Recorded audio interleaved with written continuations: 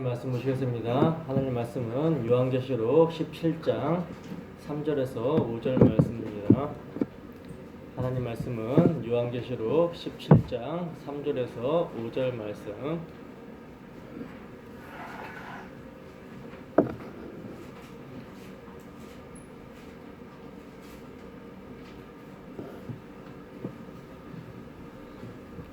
다 찾으셨으면 우리 함께 한 목소리로 합독합니다. 시작.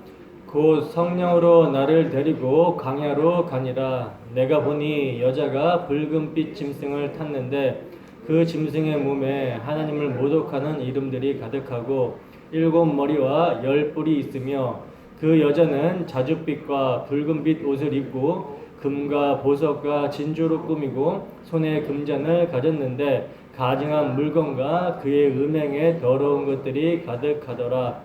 그의 이마에 이름이 기록되었으니 비밀이라 큰 바벨론이라 땅의 음녀들과 가증한 것들의 어미라 하였더라. 아멘.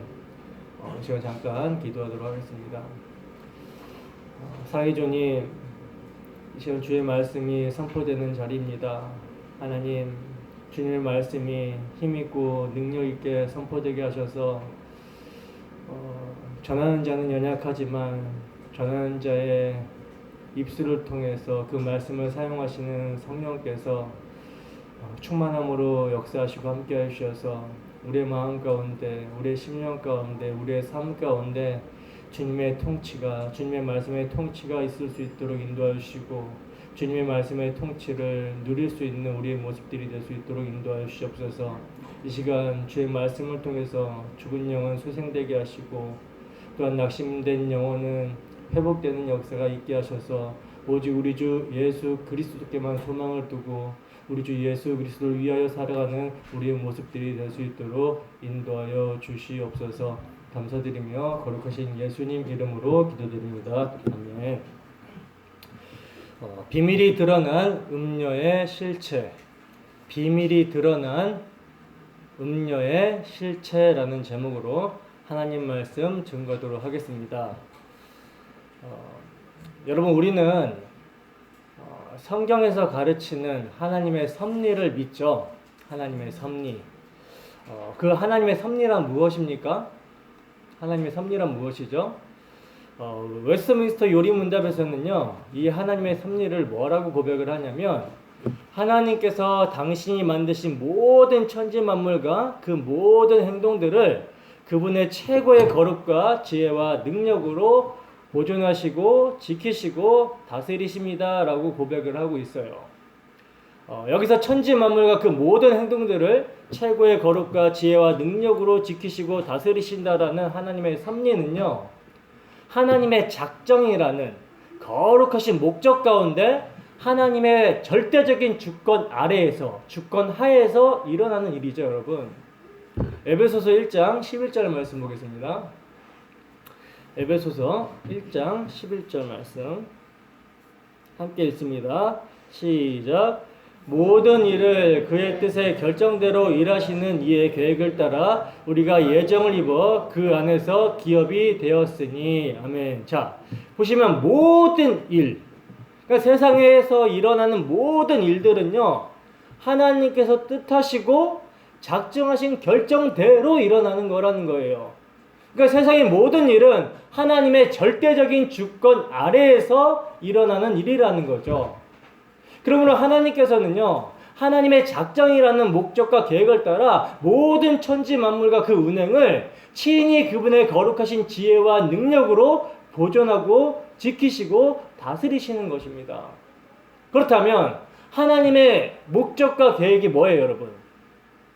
하나님의 작정, 하나님의 거룩하신 작정, 그 목적과 계획이 뭡니까?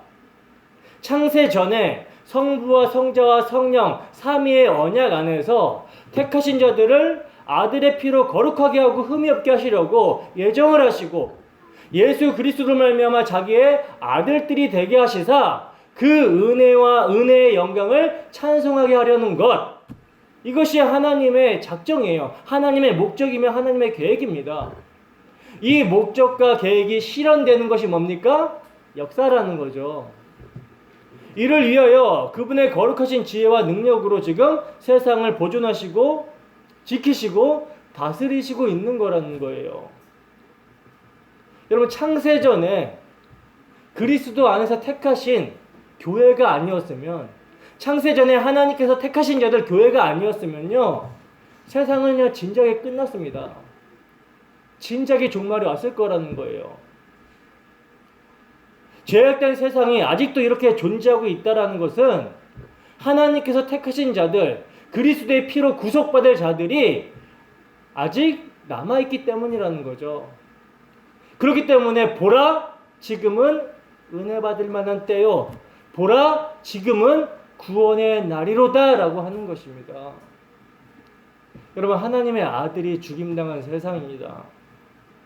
하나님께서는 당신의 아들의 십자가에서 죄에 대한 모든 당신의 진노를 부어버리셨기 때문에 세상은 이미 심판과 정죄를 당했다는 거예요. 그럼에도 여러분, 하나님께서 세상을 보존하시고 다스리시고 있다는 것은요, 택하신 자들의 구원을 위한 하나님의 오래 참으심이라는 거예요. 여러분, 계시록에서 우리가 살펴보듯이 십자가의 단번에 임한 하나님의 진노가 역사 속에서 이렇게 드러나게 될 때 4분의 1, 3분의 1 이렇게 점진적으로 재앙이 지금 내려지고 있는 것은요, 죄악된 세상에 대한 심판이 선포되고 있는 것이기도 하지만 죄로 말미암는 재앙이 쏟아지고 있는 것을 통해서 택하신 자들의 징계와 회개의 목적으로도 그렇게 하시는 거라는 거예요. 그렇기 때문에 여러분, 죄로 말미암는 재앙이 지금 쏟아지고 있음에도 하나님께서 세상을 보존하시고 계시고 지키시고 있다는 사실에 우리가 감사를 해야 되는 것이죠. 그러니까 아직 은혜의 날이고 구원의 날이라는 사실에 우리는 감사를 해야 된다는 거예요. 아직 하나님께서 회개할 기회를 주고 있는 것입니다. 여러분, 지금 우한폐렴이라고 코로나 바이러스라는 전염병으로 지금 나라가 난리와 소문이 가득한데, 근데 여러분, 이런 전염병도 하나님의 주권 가운데서 일어나는 일이죠. 그죠? 그렇다면 이 재앙의 목적, 이 전염병의 목적이 무엇이겠습니까? 죄로 말미암는 세상에는 심판이고, 죄로 말미암는 세상에 대해서는 심판인 것이고, 큰 음녀의 유혹에 빠져있는 교회에게 있어서는 뭡니까? 징계죠. 교회여 깨어나라, 회개하라 라는 것입니다. 어떻게 여러분, 한 주 동안 회개하고 우리의 마음을 돌이켜 저주를 받아 마땅한 우리를 대신하여 피 흘려주신 예수님을 바라보고 예수님을 의지하면서 사셨습니까? 제가 이번 우한폐렴 사태로 느끼는 것은요, 사람들이 회개를 하지 않는다라는 것이고, 사람들이 오히려 이 일을 행하신 하나님을 비방하면서 영광을 돌리고 있지 않다라는 것을 느꼈습니다. 오히려 교회의 예배를 회방하며 박해하고 있다라는 것을 봤다는 거예요. 계시록의 말씀을 그대로 지금 체험할 수가 있었다라는 거죠. 그렇다면 이러한 시기에 믿는 우리는 무엇을 해야 되는가? 무엇을 해야 됩니까? 세상을 향한 심판과 교회를 향한 징계의 재앙 앞에서 뭘 해야 되는 거예요? 우리 자신을 돌아봐야 되는 것이죠. 세상의 사고에 취해 있었던, 경건치 않았던 모습을 회개해야 되는 거예요. 그리고 뭐 해야 되는 것입니까? 주 예수의 긍휼을 의지해야 된다라는 거죠. 여러분, 회개가 있는 것이 말세를 당한 우리에게 있어서 하나님의 보호하심입니다.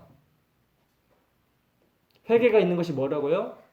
말세를 당한 우리에게 있어서 하나님의 보호하심이라는 거예요. 그러므로 부디 이 시간도 세상에 대한 실체와 세상 가운데 살아가고 있는 우리의 모습이 어떠한지를 말씀을 통해 깨닫고 주 성령의 역사하심 가운데 회개하여 예수 믿게 하시는 주님의 보호하심이 우리 모두에게 있기를 주님의 이름으로 축원합니다. 본문 3절 보겠습니다. 본문 3절 함께 읽습니다. 시작. 곧 성령으로 나를 데리고 광야로 가니라. 내가 보니 여자가 붉은빛 짐승을 탔는데 그 짐승의 몸에 하나님을 모독하는 이름들이 가득하고 7머리와 10뿔이 있으며. 아멘. 자, 여기 보시면 성령으로라는 말이 나오고 있어요. 성령으로. 여러분, 이 단어가 엠프뉴마티, 성령 안에서라는 말이거든요. 그러니까 지금 사도는요, 성령 안에서 몇 번째? 세 번째 환상을 보고 있는 거죠. 본론에서 등장하고 있는 세 번째 엠프뉴마티, 성령 안에서예요. 자, 그래서 지금 사도는 그 성령 안에서 어디로 지금 인도함을 받고 있습니까? 성령 안에서 사도는 광야로 갔다 그러죠. 그죠? 그 광야에서 지금 사도는 뭘 보고 있죠? 여자가 붉은빛 짐승을 타고 있는 것을 보는데 그 짐승의 몸에 하나님을 모독하는 이름이 가득해 있다라고 하고 짐승의 머리는 7이며 10뿔이 있는 것을 지금 보고 있다는 거예요. 자, 우선 여러분 지금 사도는 성령 안에서 그 성령이 자신을 데리고 광야로 갔다라고 하는데 여러분 이 말씀에서 딱 생각나는 게 있어야 되죠. 여러분 이 말씀은 뭘 생각나게 합니까? 그렇죠. 야, 훌륭하십니다. 예수님께서 성령에 이끌려 광야로 가게 된 것과 거기서 사탄의 시험을 받으신 것을 생각나게 하죠. 그죠? 예수님께서 사탄에게 무슨 시험을 받으셨습니까? 사탄이 40일을 굶주린 예수님께 생존을 위해서 떡을 만들어 먹으라고 시험을 하죠. 그리고 성전에서 뛰어내리라고 하면서 성경에 기록하기를 천사들이 손으로 너를 받들어서 돌의 발에 부딪히지 않게 할 거다라고 하면서 예수님의 메시아됨을 증명해보라고 이렇게 시험을 합니다. 그리고 마지막으로는 예수님께 천하 만국을 보여주면서 뭐라고 유혹합니까? 내게 엎드려 경배해라. 그러면 이 모든 것을 너에게 주겠다라고 시험을 하시죠. 여러분 이 모든 시험에서 예수님이 무엇을 이기십니까? 말씀. 그렇죠. 말씀으로 이기셨어요. 말씀으로. 돌로 떡을 만들어 먹으라는 시험에서는 어떻게 이기십니까? 신명기 8장 3절에서 나오는 말씀을 인용해서 사람은 떡으로 사는 것이 아니라 하나님의 입에서 나오는 모든 말씀으로 사는 것이다 라고 하면서 이기셨죠. 그죠? 그리고 두 번째 사탄의 시험은 이 마귀가 말씀을 인용해서 유혹을 해요. 말씀을 인용을 해서. 그러니까 여러분 사탄도 말씀을 가지고 그 말씀을 왜곡시켜서 인용을 한다라는 거죠. 여러분 번영신학이든 신비주의든 율법주의든 다들 무엇으로 유혹을 합니까? 성경을 인용해서 유혹을 합니다. 그러니까 모든 이단들도요 다 성경을 인용을 해요. 다들 성경을 인용해서 미혹을 하는데 그들의 문제가 뭐예요? 자신들의 욕망대로 성경을 인용한다라는 거죠. 그래서 성경을 통하여 마땅히 그리스도가 증거가 되는 것이 아니라 자기들의 욕망을 위해서 성경을 비틀고 왜곡하고 있다라는 거죠. 아무튼요, 여러분, 마귀가 시편 91편 11절에서 12절 말씀을 가지고 예수님을 시험해요. 성전에서 뛰어내려서 천사가 너를 보호하는 것을 사람들에게 보여라.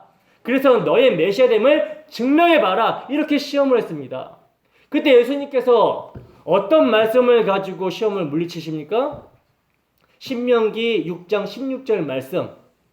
주 너의 하나님을 시험하지 말라라고 하시면서 이 말씀을 통해서 물리치시죠.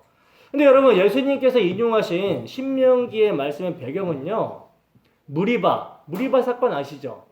무리바 마사 사건이 배경이거든요. 출애굽기 17장에 보면요. 이스라엘 백성들이 여호와의 말씀대로 신광야를 떠나요. 그리고 그 노정대로 르비딤이라는 곳에 도착을 해서 장막을 칩니다. 근데 뭐가 없어요? 마실 물이 떨어져갖고 물이 없는 거예요. 아니 분명 하나님의 인도하심을 받고 온 건데 그렇다면 상황이 좋아야 되지 않습니까? 근데 물이 없고 고통스럽자 이스라엘 백성들이 어떻게 나오죠? 어떻게 나옵니까? 백성들이 원망하면서 모세와 다투죠. 이때 모세가 한 말이 뭐냐면 왜 여호와를 시험하느냐 하는 거였어요. 왜 하나님의 약속을 믿지 못하느냐라는 말씀인 것이죠.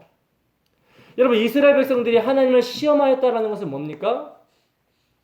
하나님이 도대체 우리와 함께 하시는가? 여기에 대한 의문이었거든요. 아니 지금 하나님의 인도하심을 받아가는데 줄이고 목마르게 하시는 거예요. 그러니 이런 의문이 드는 것이죠. 여러분들은 이런 하나님을 믿을 수 있겠습니까? 근데 이렇게 하나님을 시험하는 백성들에게요, 하나님께서는 뭘 치게 하세요? 모세로 하여금 반석을 치게 하셔서 물을 먹이십니다. 이 반석은 누굴 상징하는 거다? 예수 그리스도. 그러니까 하나님께서는 자기 희생을 통해서 백성들을 약속의 땅으로 인도하여 주실 것을 계시하고 있는 거라는 거죠. 하나님의 약속은 사람들에게 보암직한 것을 제공하여 이루시는 것이 아니라 예수 그리스도의 희생, 그 십자가로 자기 약속을 이루신다라는 것입니다. 이것이 바로 뭐예요? 이것을 시험하지 말라는 것이 뭐예요? 주 너의 하나님을 시험하지 말라는 말씀을 인용하셔서 마귀를 물리치신 내용이라는 것입니다. 그리고 마지막으로 사탄이 예수님을 지극히 높은 곳으로 데리고 가죠. 거기 가서 천하 만국을 보여주면서 나한테 절만해라, 이 모든 것을 내가 너한테 주겠다라고 했을 때 예수님께서 어떻게 이기시죠? 신명기 6장 13절 말씀으로 이기시죠. 주 너의 하나님만 경배하고 다만 그를 섬기라 라는 말씀으로 이기십니다. 그러니까 여러분, 예수님께서는요, 사탄을 말씀으로 이기셨고 또 말씀을 십자가에서 이루심으로 승리하셨다는 거예요. 근데 성령이 요한을 지금 광야로 데려갔다라는 것은 뭐예요? 예수님이 받으신 시험이 예수님으로 그쳐지는 것이 아니라 예수를 믿는 우리에게도 동일하게 있게 되는 시험이라는 말씀인 것이죠. 예수님의 시험은 사탄이 세상을 무엇으로 시험하는 것을 보여주는 거였어요. 그리고 예수님이 무엇으로 이기셨는지를 보여주신 거였습니다. 그런 거였기 때문에 그리스도를 믿음으로 그와 연합된 성도는 광야 세상에서 반드시 시험을 받게 되는데, 그 시험을 받을 때 뭘로 이겨라? 말씀을 성취하시고 말씀 자체이신 예수님을 의지해서 이겨라, 이거예요. 그래서 광야를 뭐라고 합니까? 그래서 광야를 교회를 상징하는 여자가 한때, 두때, 반때, 이게 며칠이에요? 1260일.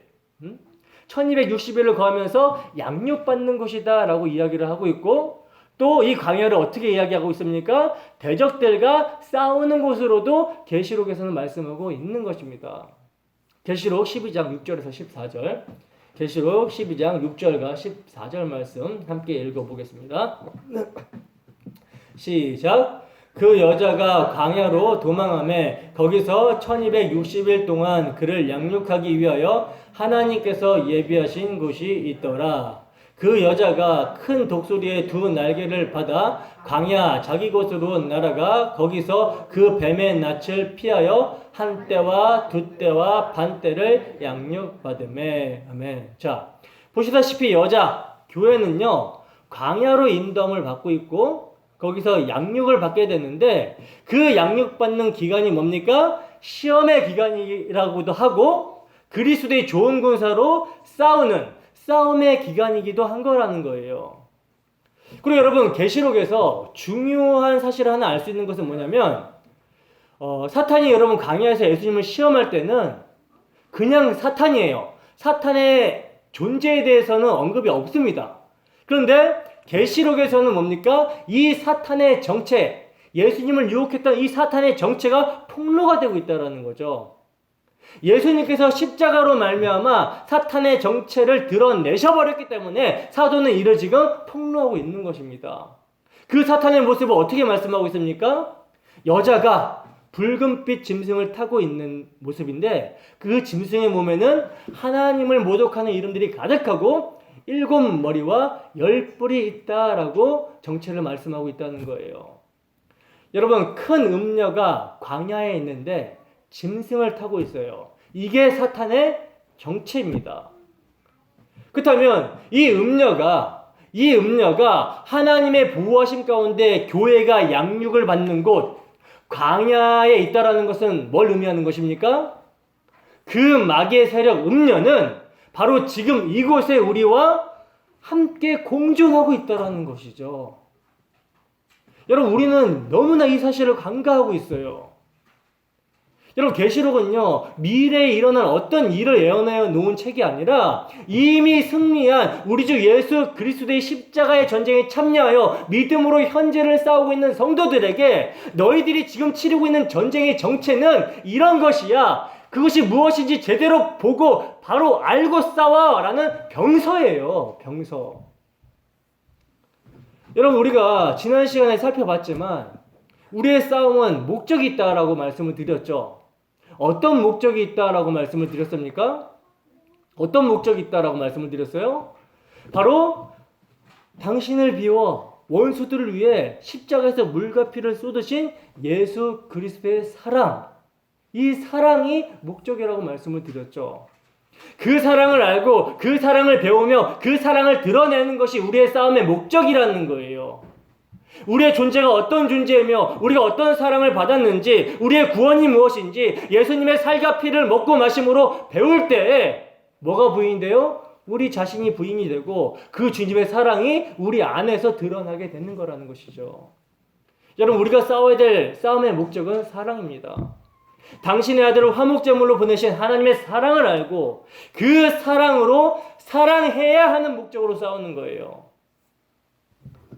성령을 힘입어 나를 쳐서 복종시키는 것입니다. 그래서 뭐가 필요해요? 그래서 뭐가 필요합니까? 하나님의 전신갑주가 필요한 거예요. 근데 여러분, 에베소서의 말씀에서 하나님의 전신갑주가 언제 필요하다라고 말씀을 하고 있죠? 하나님의 전신갑주가 언제 필요하다라고 말씀하고 있어요. 구원의 투구, 의의 갑옷, 믿음의 방패, 진리의 띠, 평안의 복음의 신, 성령의 검, 이게 언제 필요하다라고 말씀합니까?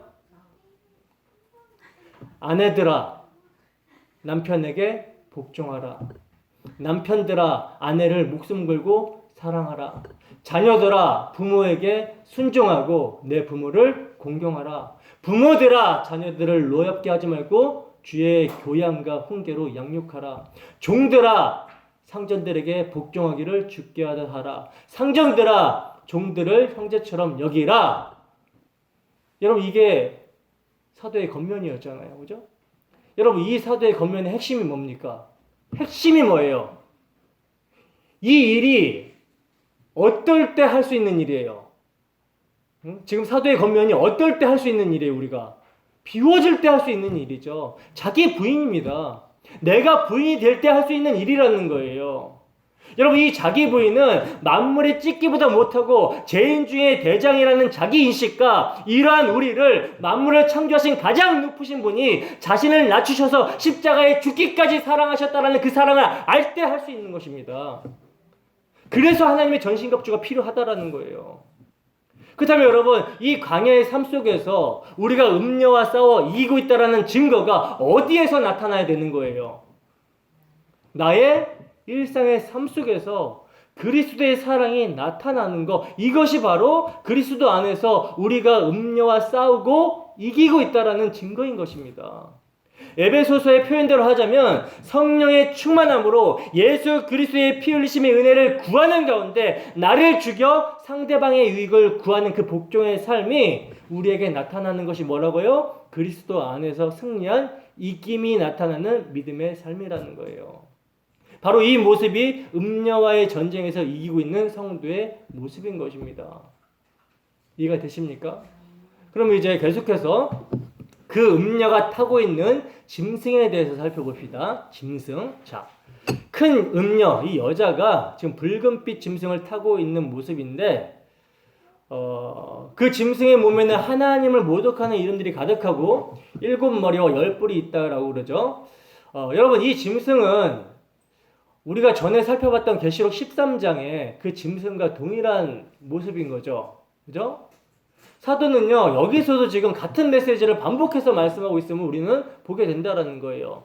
계시록 13장 1절 한번 보겠습니다. 계시록 13장 1절. 자, 함께 읽어보겠습니다. 시작. 내가 보니 바다에서 한 짐승이 나오는데 뿔이 10이요 머리가 7이라. 그 뿔에는 10 왕관이 있고 그 머리들에는 신성 모독하는 이름들이 있더라. 아멘. 자, 보시면 지금 오늘 본문이랑 짐승에 대한 묘사가 어때요? 똑같죠? 우리가 13장을 살펴볼 때 바다에서 올라오는 짐승은 뭐였습니까?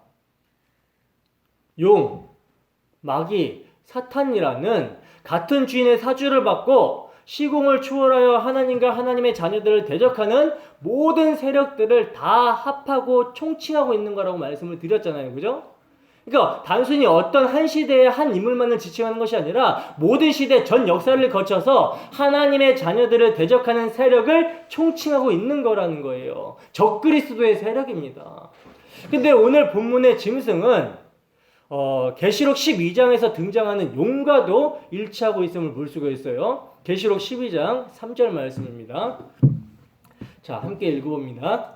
시작. 하늘에 또 다른 이적이 보이니 보라, 한 큰 붉은 용이 있어 머리가 7이요 뿔이 10이라. 그 여러 머리에 7 왕관이 있는데. 자, 여러분, 이 용은 뭘 상징하는 거라고 그랬죠? 에뱀, 마귀를 상징하는 거잖아요. 그러니까 오늘 본문의 짐승도 역시 뭡니까? 마귀의 사주를 받고 있는 적그리스도, 마귀의 세력이라는 것을 우리가 알 수 있다는 거죠. 그리고 그 짐승을 타고 있는 음녀 역시 뭡니까? 그 짐승과 같은 운명 공동체이며 본질적으로는 같은 하나다, 하나임을 우리가 알 수 있는 거라는 거예요. 그래서 보시면 오늘 본문의 짐승도 무슨 색이에요? 붉은색이고, 큰 용도 붉은색이에요. 그죠? 그리고 음녀도 뭐예요? 붉은빛과 자줏빛 옷을 입고 있다 그러죠. 여러분, 이 붉은색은요, 이 붉은색은 성경에서 죄의 색, 그리고 사치와 영광의 색으로 등장을 하고 있어요. 이사야서 1장 18절 봅시다. 이사야서 1장 18절 함께 읽어봅니다. 시작. 여호와께서 말씀하시되 오라 우리가 서로 변론하자. 너희의 죄가 주홍 같을지라도 눈과 같이 희어질 것이요 진홍같이 붉을지라도 양털같이 희게 되리라. 아멘. 자, 보시면 이렇게 붉은색은 지금 어떤 색을 상징하는 색입니까? 그렇죠. 죄를 상징하는 색이죠. 그리고 그와 동시에 여러분, 붉은색과 자주색은요, 부자들만 입었던 사치와 영광을 상징하는 색이기도 했어요. 그래서 사도 바울이 빌립보 성에서 만난 자주장사 누굽니까? 루디아. 이 루디아가 바로 그 붉은색 옷감을 취급하는 부유한 무역상이었죠. 그러니까 붉은색은요, 죄의 색임과 동시에 세상의 힘, 세상의 영광, 세상의 부, 사치, 허영의 색이라는 거예요. 그래서 계시록 18장에 등장하는 멸망하는 바벨론도 역시 어떤 옷을 입고 있어요? 같은 옷, 붉은 옷을 입고 있다라고 성경은 증거합니다. 계시록 18장 16절입니다.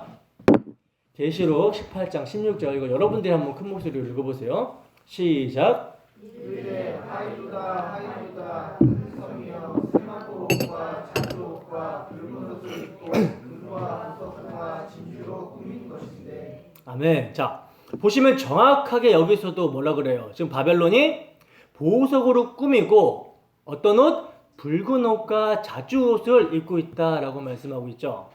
자, 그럼 여러분, 용도 지금 붉은 용이었고, 짐승도 붉은빛 짐승이었고, 음료도 붉은 옷을 입고 있다라는 건, 여러분, 이건 뭘 의미하는 거겠습니까? 세상의 세력은 항상 힘과 부와 사치로 사람들의 정신을 미혹하는 세력이다라는 것을 우리는 여기서 알 수가 있다라는 거죠. 여러분, 이것이요, 너무나 매력적이고 아름다워 보여요. 그래서 모든 사람들이 이 세상의 영광을 자기 가치 삼아 자기 영광, 자기 가치를 추구하며 살아가는 것입니다. 그리고 그 자기 영광이 어떻게 돼 있어요? 자기 스스로 도취되어 있는 거라는 거죠. 자뻑이라 그러죠.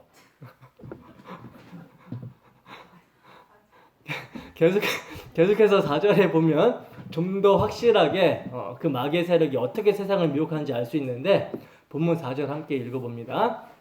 시작.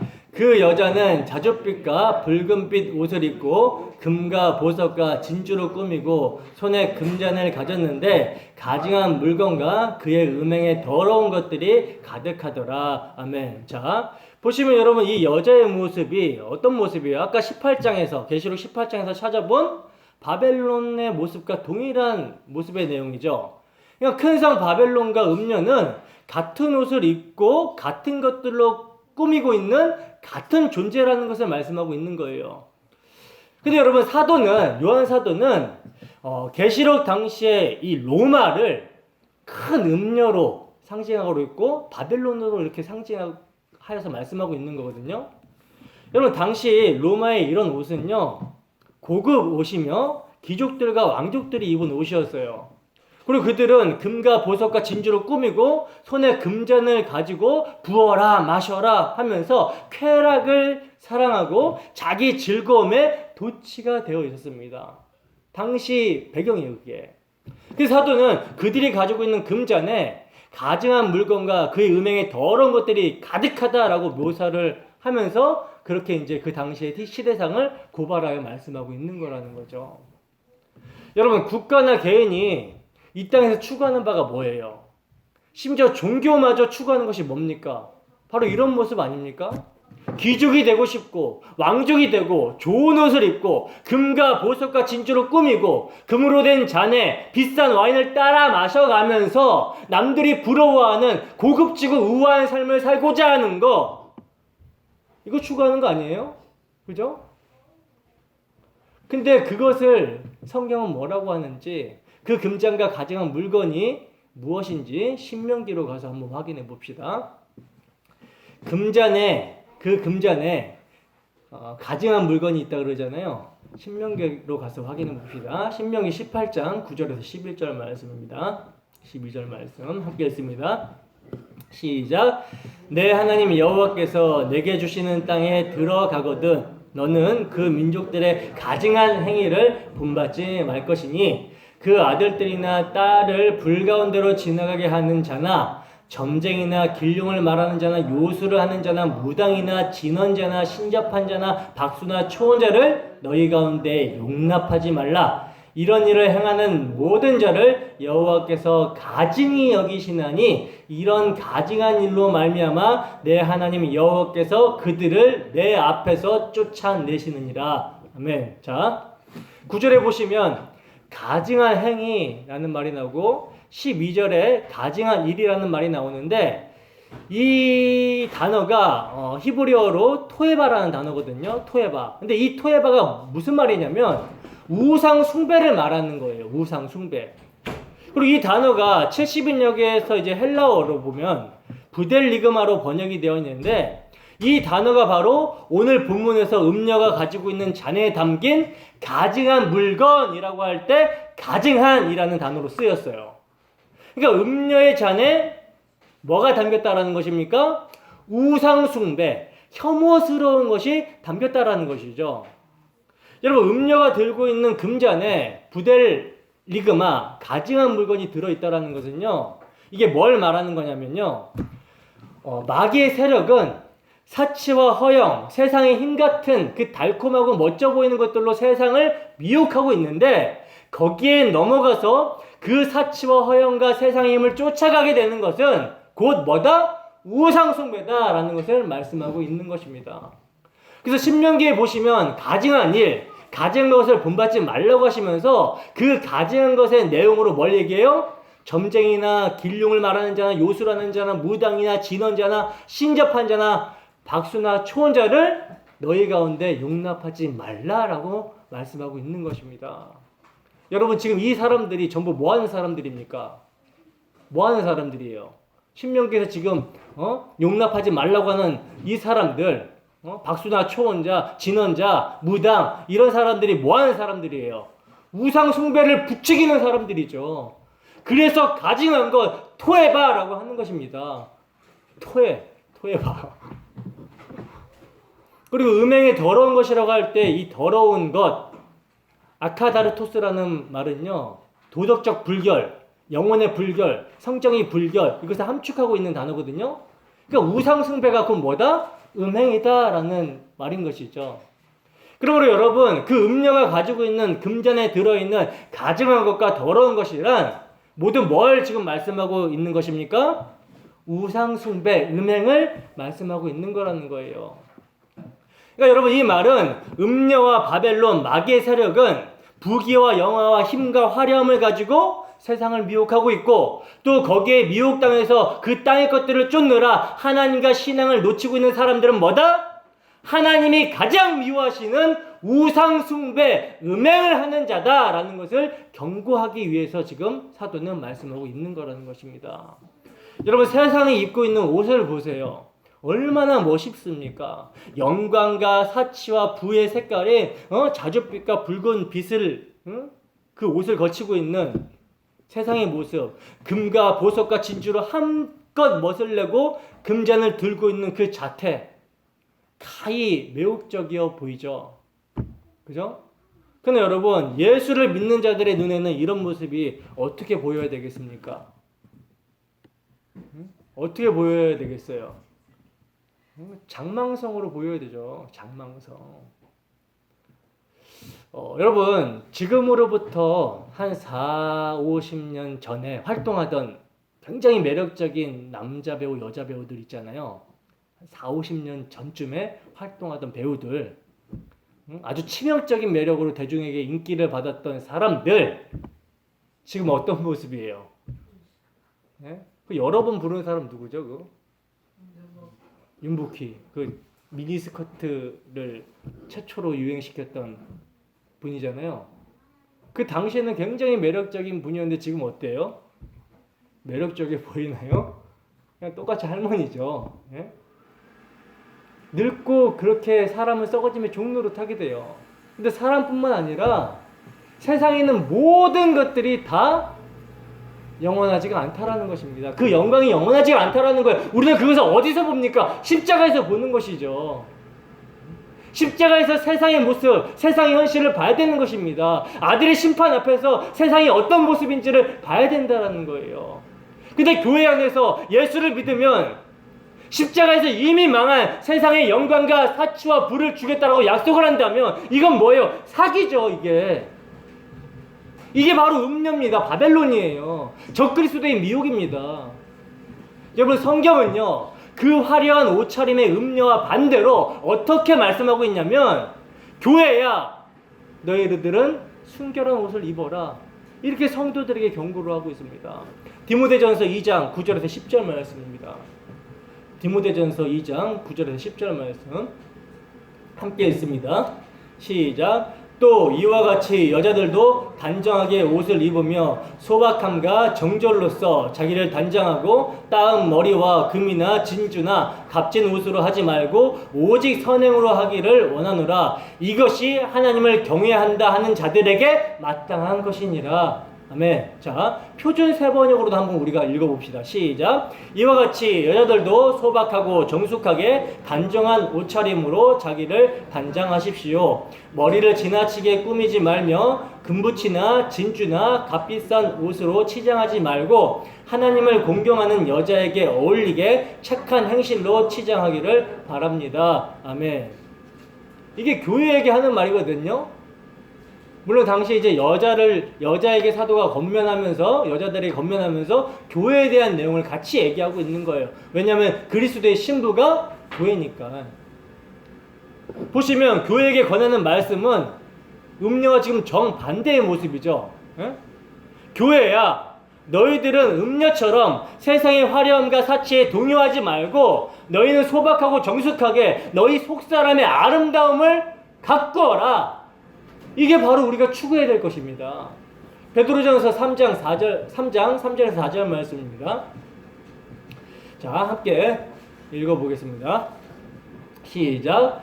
너희의 단장은 머리를 꾸미고 금을 차고 아름다운 옷을 입는 외모로 하지 말고 오직 마음에 숨은 사람을 온유하고 안정한 심령에 썩지 아니할 것으로 하라. 이는 하나님 앞에 값진 것이니라. 아멘. 자, 표준 세번역으로도 한번 읽어보겠습니다. 시작. 여러분은 머리를 치장하거나 금붙이를 달거나 옷을 차려 입거나 하는 거치장을 하지 말고 썩지 않는 온유하고 정숙한 마음으로 속사람을 단장하도록 하십시오. 이것이 하나님께 보시기에 값진 것입니다. 아멘. 자, 여러분, 우리 성도들은요, 세상의 화려함을 추구하는, 세상의 영광을 추구하는 사람들이 아니라는 것입니다. 우리 마음에 숨은 사랑, 즉 속사람을 온유와 사랑과 화평과 절제와 인내로 가꾸는 것을 목표로 삼아야 되는 자들이 성도라는 거예요. 그렇다면 여러분, 이러한 말씀 앞에서 오늘날 우리의 모습은 어떤 모습입니까? 우리의 마음에 숨은 사람, 속사람을 가꾸는 것을 목적으로 살아가고 있습니까? 여러분, 우리는 이 말씀 앞에서요, 회개해야 되는 것입니다. 우리가 얼마나 음녀처럼 살아가고 있습니까? 우리 속에 얼마나 가증한 것들만 가득 들어차 있습니까? 이 시간 회개하고 예수의 피를 의지하여 속사람을 단정하고 썩지 않는 하나님 나라를 바라보기를 주님의 이름으로 축원합니다. 에레미야서도 한번 보겠습니다. 에레미야서 51장 7절 말씀 함께 했습니다. 시작. 바벨론은 여호와의 손에 잡혀 있어 온 세계가 취하게 하는 금잔이라 뭇 민족이 그 포도주를 마심으로 미쳤도다. 아멘. 자, 보시면 여러분, 음녀가 가지고 있는 금잔이 뭐예요? 온 세계를 취하게 만들어서 미친 짓을 하게 만드는 세력인 바벨론의 세력이라는 거죠. 에레미야서에서는 바벨론이라고 말씀하고 있어요. 바벨론의 세력이라는 거죠. 그래서 그 음녀와 짐승의 수중에 들어있는 세상은 전부 진노의 포도주에 취해 미친 마음을 품고 미친 짓을 하다가 결국에는 멸망하게 되어버리는 것입니다. 전도서 9장 3절입니다. 함께 읽습니다. 시작. 모든 사람의 결국은 일반이라 이것은 해 아래서 행해지는 모든 일 중에 악한 것이니 곧 인생의 마음에는 악이 가득하여 그들의 평생에 미친 마음을 품고 있다가 후에는 죽은 자들에게로 돌아가는 것이라. 아멘. 여러분, 세상은 전부 진노의 포도주에 취해 미친 마음을 품고 있어요. 그래서 인생의 마음에는 악이 가득합니다. 근데 여러분, 이것이 모든 사람의 일반이라고 그러죠. 그러니까 모든 사람의 결국이 일반이라고 그래요. 모든 사람의 결국이 일반이라면 그럼 여기에 누구도 포함이 되어 있는 거죠? 우리도 포함이 되어 있는 거죠. 근데 우리는 어떻게 그 취해 있던 곳에서 깨어나게 된 것입니까? 이걸 여러분 은혜라고 해요. 은혜. 그러면 여러분, 우리가 은혜를 입은 성도라면 뭘 조심해야 되겠습니까? 세상의 것을 사랑하라고 음행을 조장하는 음녀의 입술을 조심해야 되며, 예수 그리스도를 흉내내며 예수를 믿으면 만사 형통의 선물을 받게 된다라고 거짓 가르침을 내뱉는 짐승의 소리를 분별해낼 수 있어야 되는 것입니다. 분별이 되십니까 이제 여러분? 계속해서 5절 말씀 보겠습니다. 본문 5절입니다. 함께 읽습니다. 시작. 그의 이마에 이름이 기록되었으니 비밀이라 큰 바벨론이라 땅의 음료들과 가증한 것들의 엄이라 하였더라. 아멘. 자, 보시면 그 여자의 이마에 뭐가? 이름이 기록되어 있다고 그래요. 근데 그 이름이 뭐래요? 비밀이라 그러죠. 여러분, 여기서 비밀, 미스테리온이라는 말은요, 말 그대로 미스테리예요. 여러분들도 아시다시피 미스테리는 시크릿과는 다르죠. 시크릿이라는 말은 감추기 위한 비밀이라면 미스테리는 알려지기 위한 신비입니다. 그러므로 비밀이라고 하면서 그 음녀의 이마에 쓰인 큰 바벨론이라 땅의 음녀들과 가증한 것들의 엄이라는 이름은 뭡니까? 뭔가를 상징하고 있는 뜻이라는 거예요. 여러분, 요한사도 당시에 바벨론이 있어요, 없어요? 요한사도 당시에는 바벨론이 없습니다. 그러니까 지금 사도는요, 유다를 공격하고 멸망시킨 고대 제국의 바벨론이라는 코드를 가지고 와가지고 사도 요한 당시 성도를 공격하고 핍박하고 박해하여 죽이는 세력인 로마를 뭘로? 바벨론으로 말하고 있다라는 거예요. 그리고 이 바벨론이라는 코드로 하나님과 하나님의 백성들을 대적하는 오고 오는 모든 세대의 모든 세력을 총칭해서 지금 말씀하고 있는 것입니다. 여러분, 그 이마에 더러운 이름을 가진 여자, 이 음녀, 여러분 뭘 생각나게 합니까? 우리가 13장에서 살펴본, 계시록 13장에서 살펴본 666이라는 짐승의 이름을 이마에 받은 땅에 속한 자들을 생각나게 하죠. 계시록 13장 16절에서 18절 말씀입니다. 함께 읽어봅니다. 시작. 그가 모든 자, 곧 작은 자나 큰 자나 부자나 가난한 자나 자유인이나 종들에게 그 오른손이나 이마에 표를 받게 하고 누구든지 이 표를 가진 자 외에는 매매를 못하게 하니 이 표는 곧 짐승의 이름이나 그 이름의 수라. 지혜가 여기 있으니 총명한 자는 그 짐승의 수를 세어보라. 그것은 사람의 수니 그의 수는 666이니라. 아멘.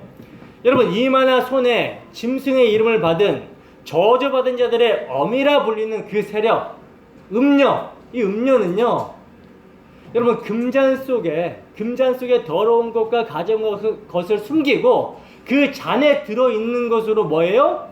세상을 취하게 만들어 미친 짓을 하다가 죽게 만드는 무서운 세력이라는 거예요.